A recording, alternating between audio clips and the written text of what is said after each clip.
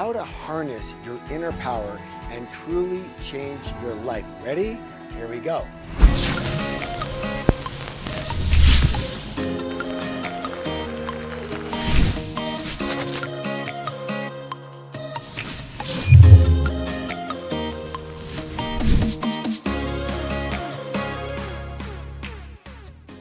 So, it may look like I've got it all together right now, and hopefully I have a little bit together now, but I'll tell you what, it wasn't always this way.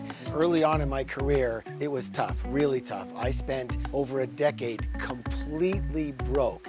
You're gonna start a new business. What are you? You're excited. You're anticipating the best, and business after business after business, down the drain, down the drain, down the drain, nothing, no money.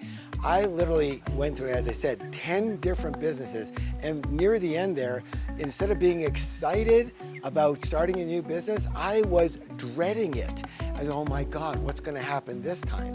And I didn't know, and I was so scared, and I literally was unemployable. I couldn't work for other people, so I had nowhere else to turn.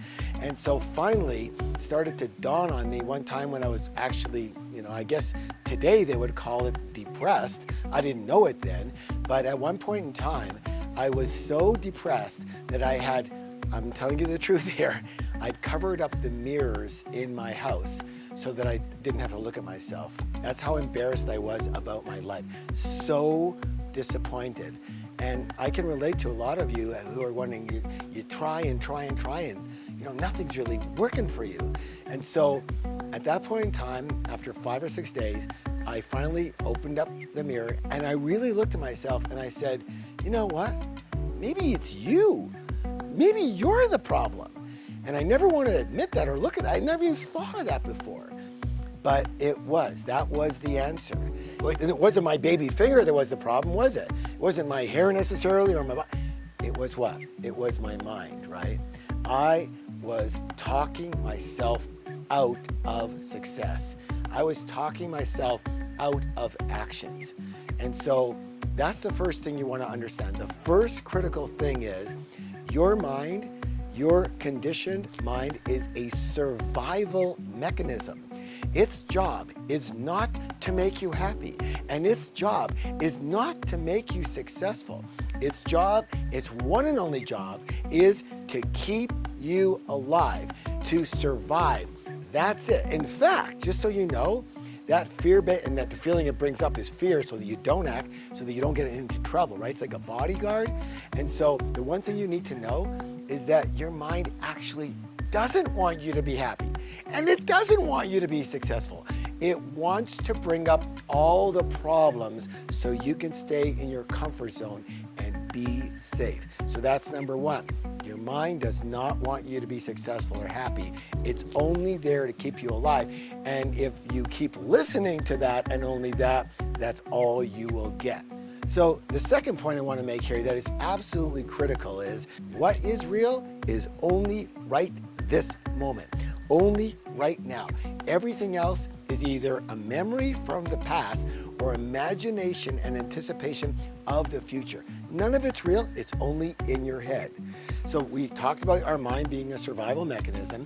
It's based, therefore, in protection, which is the feeling you get for that is what? Fear. What's the word? Fear. All right, so now if that's the case and it's based in fear, when is fear? What is the definition of fear? People say, oh, the definition of fear is false evidence appearing real.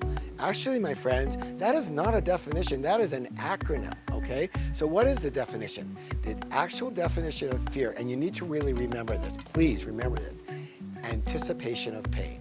Repeat that with me, anticipation of pain. Now, here's a question, when is anticipation? Past, present, or future? Anticipation is when? Future. Is future real or is future imagined? Well, here's one of the things I do in my seminars, and I'll do it right now. So do this with me now. Everybody ready? Okay, got your hand ready? Raise your hand tomorrow. Go ahead, try that again. Raise your hand tomorrow. What's the problem? How come you can't do it? Because tomorrow doesn't exist in reality. It only exists in your head, right? You can't raise it tomorrow. It's not there. So the same with fear. Fear only exists in the imagination. It isn't real. So you need to understand the most important place you can be in order to be solid and confident and real is in the real place of your life, which is only this very present moment. When you are in the present, you will not, listen closely, you will not be in fear. Why? Because fear is, what did we say? Anticipation of pain in the future. And what does that mean, being in the present? It means putting your attention, your mind focus on what is going on right now. What's going on right now? I'm talking to you. What else is going on for me right now? That's it. I'm just talking to you. Now, if I wanted to think about that a bit more, I could say, okay, I'm outside, so I feel the breeze, which is beautiful. I see the sunlight peripherally. That's what's all going right now. What's not going on right now is, hey, what if this video doesn't turn out really good? Or what if people don't like me? Or what if people aren't listening? Or if blah, blah, blah. None of that is happening. That's all happening right here. The only thing that's real is I'm talking to you right now. If you can practice, what's the word?